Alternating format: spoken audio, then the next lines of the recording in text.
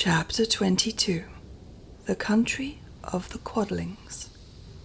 The four travellers passed through the rest of the forest in safety, and when they came out from its gloom, saw before them a steep hill, covered from top to bottom with great pieces of rock. "That will be a hard climb," said the Scarecrow, "but we must get over the hill nevertheless." So he led the way, and the others followed. They had nearly reached the first rock when they heard a rough voice cry out, "Keep back!" "Who are you?" asked the Scarecrow. Then a head showed itself over the rock, and the same voice said, "This hill belongs to us, and we don't allow anyone to cross it." "But we must cross it," said the Scarecrow. "We're going to the country of the Quadlings." "But you shall not," replied the voice, and there stepped from behind the rock the strangest man the travellers had ever seen.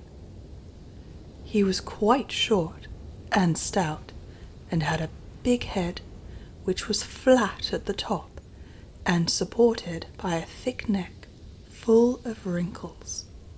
But he had no arms at all, and seeing this, the Scarecrow did not fear that so helpless a creature could prevent them from climbing the hill. So he said, "I'm sorry not to do as you wish, but we must pass over your hill, whether you like it or not." And he walked boldly forward. As quick as lightning, the man's head shot forward, and his neck stretched out until the top of the head, where it was flat, struck the Scarecrow in the middle and sent him tumbling over and over down the hill. Almost as quickly as it came, the head went back to the body, and the man laughed harshly as he said, "It isn't as easy as you think." A chorus of boisterous laughter came from the other rocks, and Dorothy saw hundreds of the armless hammerheads upon the hillside, one behind every rock. The lion became quite angry at the laughter caused by the Scarecrow's mishap, and giving a loud roar that echoed like thunder, he dashed up the hill. Again a head shot swiftly out, and the great lion went rolling down the hill as if he had been struck by a cannon ball. Dorothy ran down and helped the Scarecrow to his feet, and the lion came up to her, feeling rather bruised and sore, and said, "It is useless to fight people with shooting heads. No one can withstand them." "What can we do then?" she asked. "Call the winged monkeys," suggested the Tin Woodman. "You have still the right to command them once more." "Very well," she answered, and putting on the golden cap, she uttered the magic words. The monkeys were as prompt as ever, and in a few moments the entire band stood before her. "What are your commands?" inquired the king of the monkeys, bowing low. "Carry us over the hill to the country of the Quadlings," answered the girl. "It shall be done," said the king, and at once the winged monkeys caught the four travellers and Toto up in their arms and flew away with them.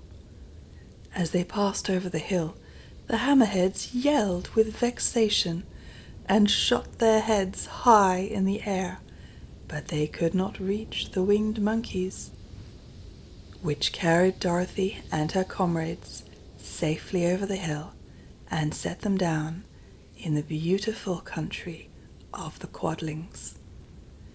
"This is the last time you can summon us," said the leader to Dorothy. "So goodbye, and good luck to you."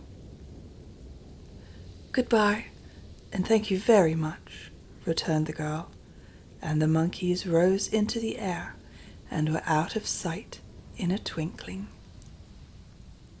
The country of the Quadlings seemed rich and happy.